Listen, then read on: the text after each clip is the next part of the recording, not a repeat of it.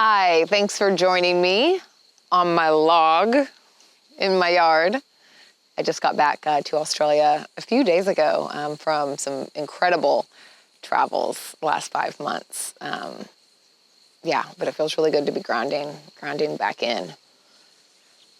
Yeah, and what's been on my mind that I want to share today is about the power of curiosity and self-inquiry. People ask me a lot, like, how I got sober, what finally did it for me, and, well, it's a complex question with an even more complex answer. So lots of things, kind of combined and converged to happen.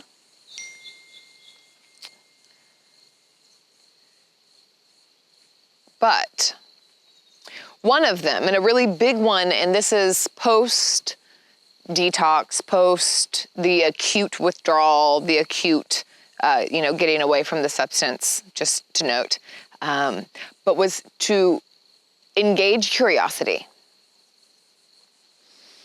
I remember thinking, I was kind of backed into a wall about getting sober. I really didn't want to for a long time, and then finally didn't have any other choice. I really didn't want to die. But when I really finally surrendered to being backed into that blessed wall, so glad it was there, then I remember thinking, if I've got to do this, I'm going to see how good I can feel. And that wasn't just physically, that really meant I was going to kind of try to throw myself into this thing. And what that meant to me was to get curious, to really try to learn myself again, because I didn't know much about myself. I started, drinking when I was about 13. So, my masks went on and they got thicker and thicker. So to try to unwind them and learn about who I was whenever I had lost track of that so long ago was terrifying. And very important. So I was fortunate to have therapy, and I did lots of 30-day free yoga classes, or $30 for 30 days in yoga studios in Austin, Texas. And I got really lucky to have teachers that were not just teaching postures, asanas, that they were also weaving in self-inquiry. And I remember always thinking they would say something like, how is your self-talk? Or how do you treat yourself? Do you nourish yourself? Are you an asshole to yourself? Or how do you, they'd ask all these things, and I'd be like, how are they talking to me? She's just talking right to me. I kind of look up out of the corner of my eye. But it's just a human thing. It's just so interesting that, everyone can relate to some of these inquiries.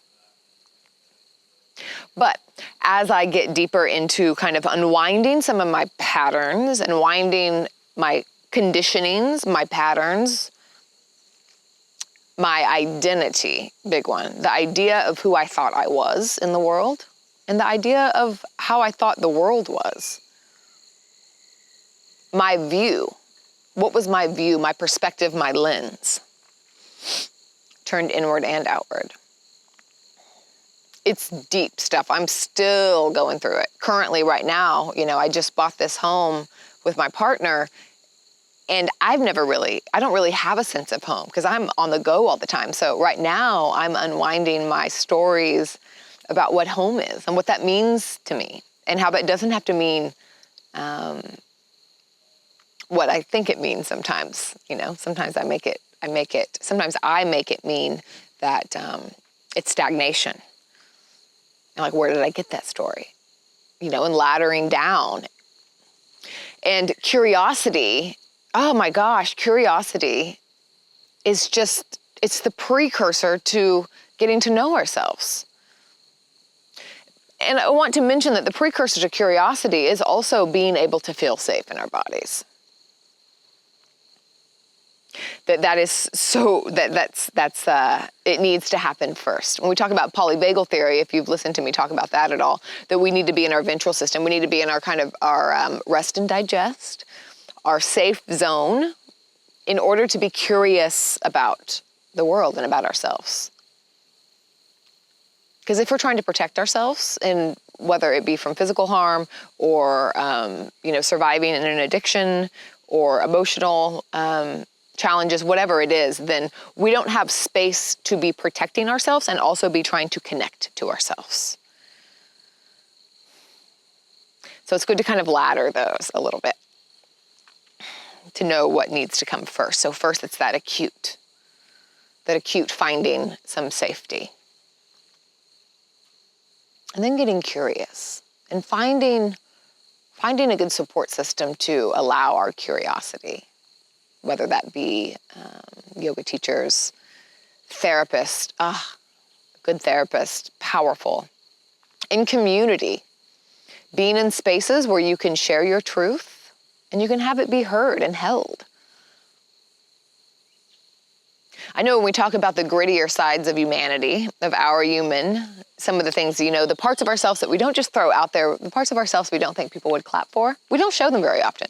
For good reason, we're a social species. We want to be accepted. We need to belong. So we don't throw those cards out. We don't wave that flag, but it's in there. So we need safe spaces where we can show ourselves and have that be held.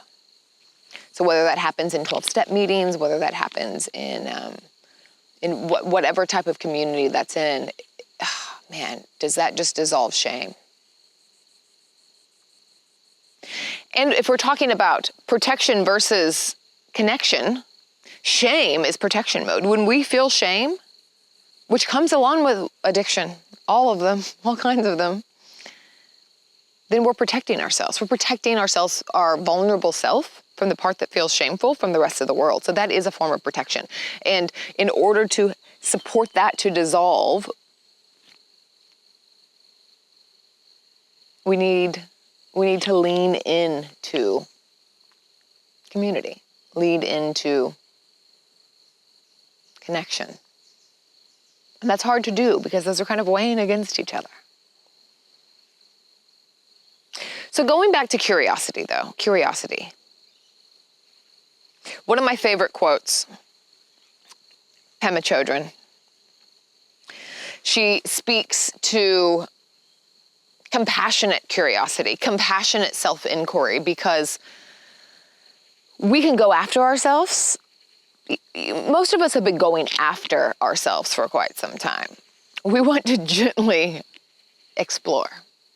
We're not trying to beat ourselves up. We're not trying to say, what the hell? What were you thinking? To get that out. And we feel like we've done that to ourselves enough. It came from the outside, it came from the inside. So how can we do this kindly? If we think about the different parts of ourselves, we don't want to make the vulnerable part go into protection mode again.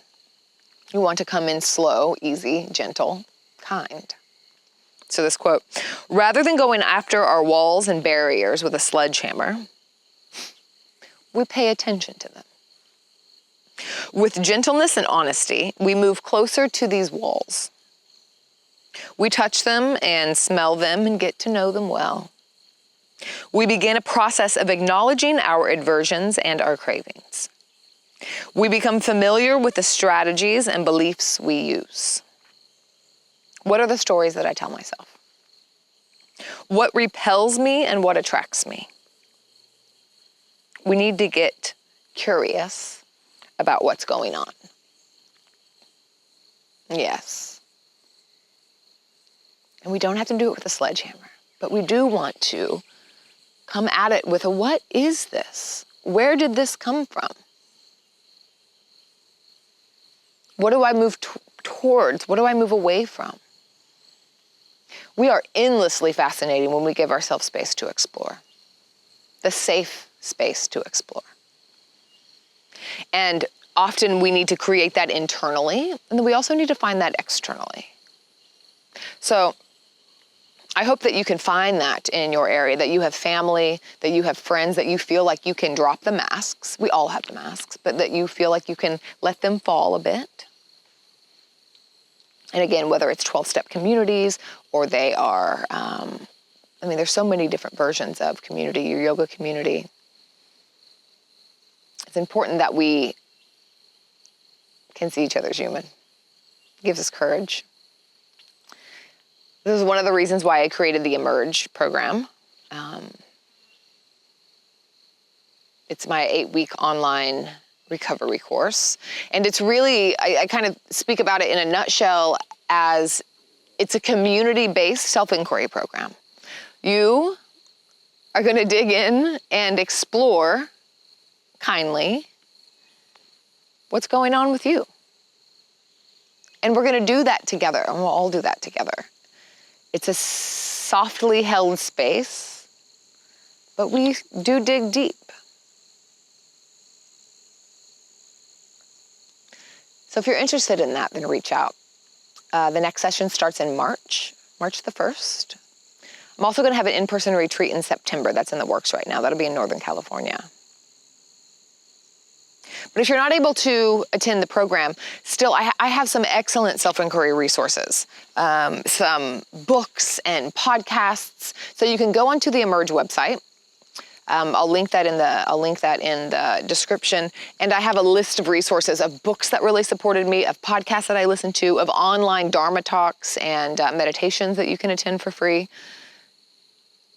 There are lots of people out there that we share so many similarities with, and we often feel like we're alone. But when we can reach out and see that, we're really all part of this thing. It looks different for each of us. We all have our different experiences and individual stories, but man, we match up on so many more things than we differ in. And it's courageous to lean into that. And when you do it, you don't only help yourself, you help other people as well. So it's pretty potent. Yeah. All right. Emerge Recovery, if you're interested, or if you want the resources. And just a side note here, your yoga practice is a self-inquiry practice. Every day you show up to your mat, you're like, what is going on with me? How is my down dog today? You can practice it there. How was my down dog? How is it different than yesterday?